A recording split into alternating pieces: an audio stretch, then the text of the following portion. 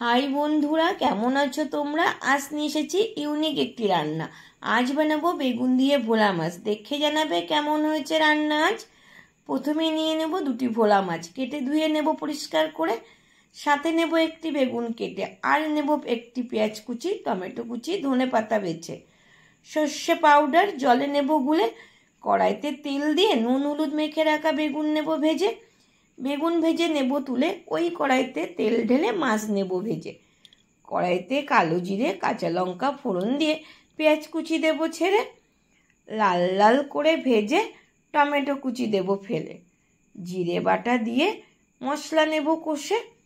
সাথে মেশাবো নুন হলুদ লঙ্কা গুঁড়ো সামান্য জল দিয়ে মশলা নেব ভেজে।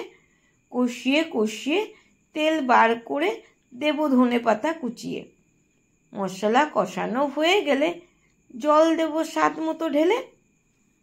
ঝোল নেব কিছুক্ষণ ফুটিয়ে, ছড়িয়ে দেব কাঁচা লঙ্কা।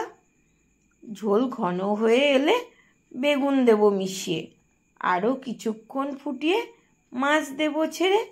5 মিনিট ধরে ফুটিয়ে নিয়ে দেব স্বাদ মতো চিনি ছড়িয়ে। ব্যাস রেডি হয়ে যাবে বেগুন ফোলার ঝাল। ওপর থেকে ধনে পাতা চেরা কাঁচা লঙ্কা সাজিয়ে পরিবেশন করলেই বাজিমাত। কেমন লাগলো বন্ধুরা জানিও কমেন্ট করে। Tata, bye bye.